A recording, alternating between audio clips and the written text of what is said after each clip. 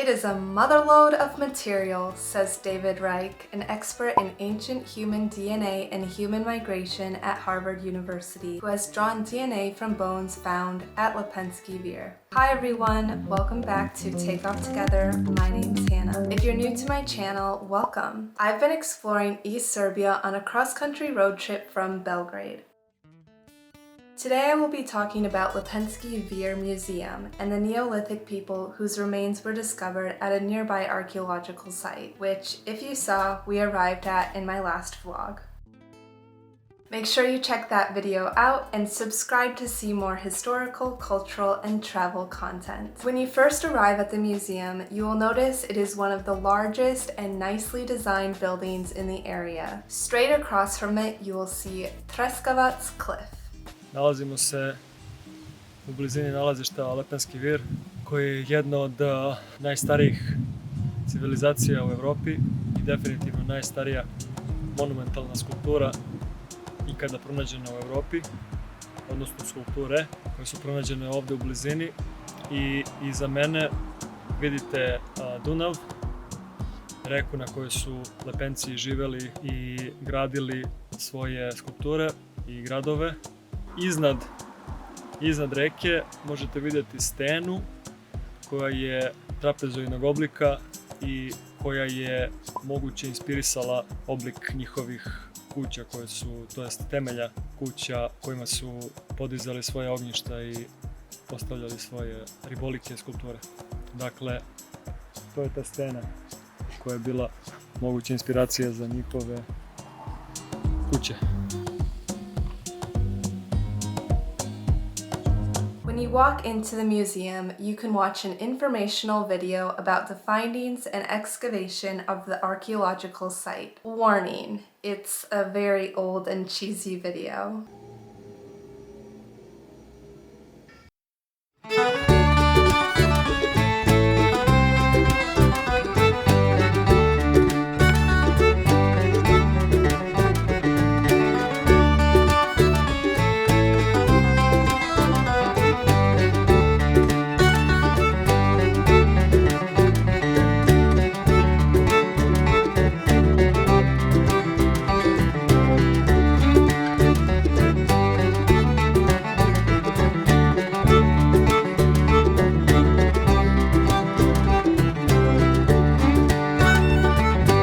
In the 1960s, while they were planning on building a dam and hydro plant on the Danube, they discovered some old remains, and upon further investigation by a team of archaeologists led by Dragoslav Srejovic, they found that a small civilization had inhabited the spot dating back to Mesolithic and Neolithic eras, or around 40 times as old as the United States. These people, referred to as Lepenians, started as hunter-gatherers. In the museum, there is a large lookout area over the balcony where you can see the archaeological site.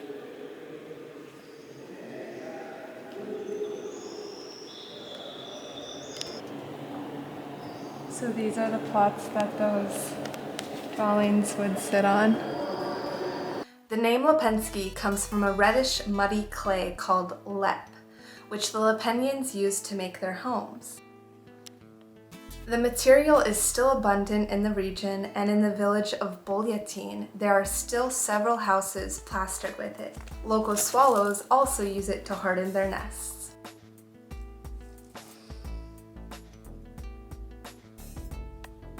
These houses were built following the trapezoidal shape of the Treskovac Cliff.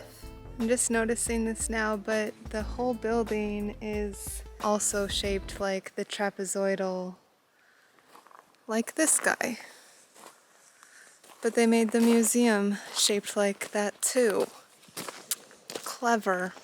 In the museum, you can actually take a virtual exploration of the houses and what it probably looked like back then through a simulated computer program.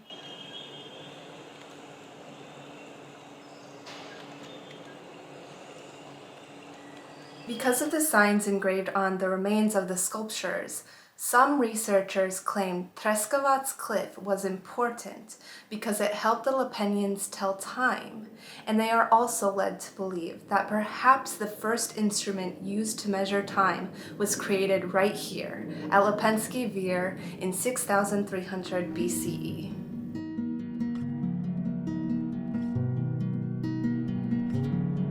They believe the Lepenians used the surrounding hills and Treskovac Cliff to observe the shapes and shadow movements to mark important solstices and points of a calendar.